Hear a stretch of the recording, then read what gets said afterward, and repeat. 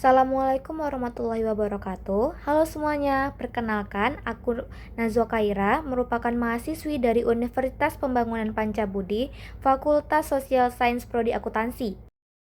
Jadi hari ini saya akan menjelaskan mengenai metode penarikan sampel dan uji asumsi klasik. Nah, yang pertama akan saya jelaskan yaitu mengenai apa itu metode penarikan sampel. Secara sederhananya, metode penarikan sampel adalah metode yang digunakan untuk menyaring populasi agar mendapatkan sampel yang pas untuk penelitian. Secara garis besarnya, metode penarikan sampel terbagi menjadi dua jenis. Yang pertama ada probability sampling dan yang kedua adalah non-probability sampling. Probability sampling ini merupakan metode penarikan sampel secara acak. Jadi, metode ini memberikan kesempatan yang sama bagi setiap populasi agar menjadi sampel penelitian. Nah, jenis-jenisnya probability sampling ini juga memiliki jenis-jenis yang lebih spesifik. Yang pertama, ada penarikan sampel acak sederhana. Metode ini menggunakan nomor undian sebagai cara pengambilan.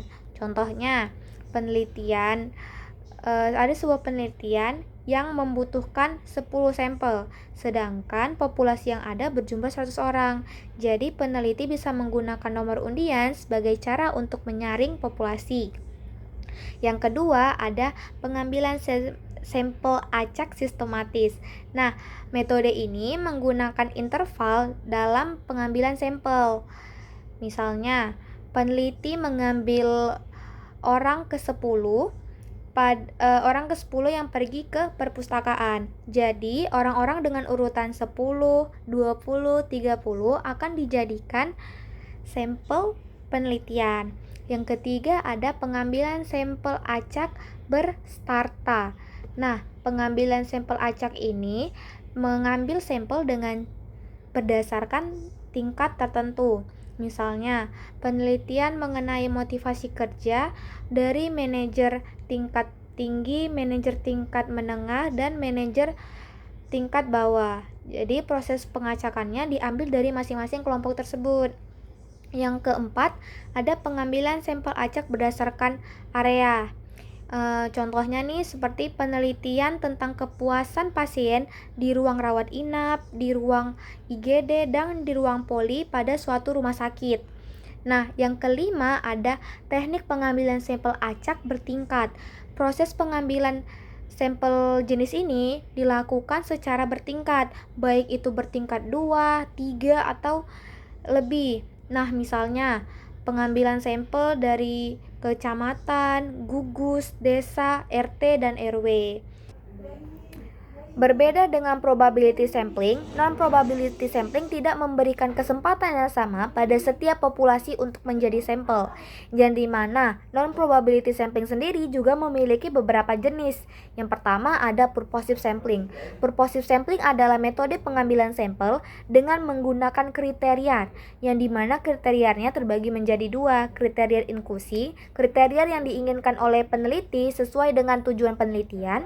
Yang kedua ada kriteria eksklusi, adalah kriteria khusus yang dapat menyebabkan calon responder yang sudah memenuhi kriteria inklusi dapat keluar dari kelompok penelitian. Yang kedua ada snowball sampling. Snowball sampling ini merupakan metode pengambilan sampel dengan cara wawancara.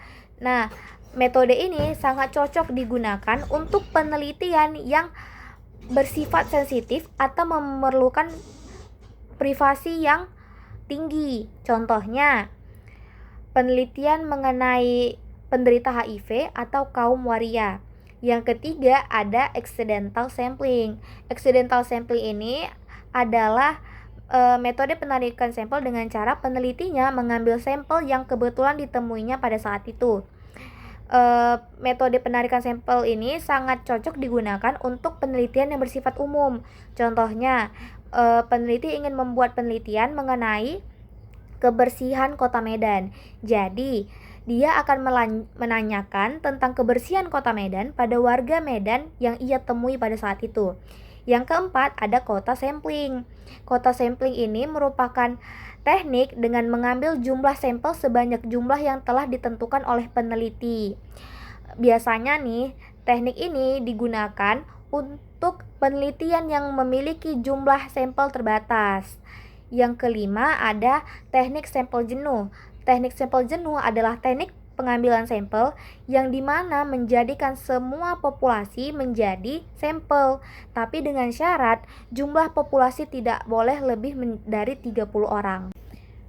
Oke teman-teman, masuk ke pembahasan kedua yaitu mengenai uji asumsi klasik, yang dimana pada pembahasan ini mencakup mengenai apa itu uji asumsi klasik, jenis-jenisnya dan kapan digunakan.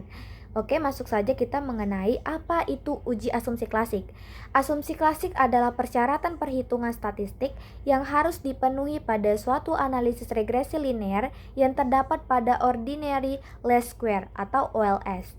Sama seperti metode penarikan sampel, uji asumsi klasik juga memiliki beberapa jenis. Yang pertama itu ada uji normalitas. Uji normalitas digunakan untuk melihat apakah variabel dapat terdistribusi secara normal atau tidak. Yang kedua ada uji autokorelasi. Uji yang digunakan untuk melihat apakah ada korelasi antara suatu periode penelitian dengan periode-periode sebelumnya. Yang ketiga ada uji heteroskedasititas. Uji ini digunakan untuk mengecek apakah ada perbedaan yang tidak sama antara satu residu dengan pengamatan lainnya. Yang keempat ada multikolinearitasi, yang dimana digunakan untuk mengetahui apakah ada korelasi yang tinggi antara suatu variabel independen terhadap variabel independen lainnya dalam model regresi linear berganda. Yang kelima atau yang terakhir mengenai uji linearitas. Uji linearitas digunakan untuk mengetahui apakah model regresi berganda yang sudah dibuat memiliki hubungan linear atau tidak.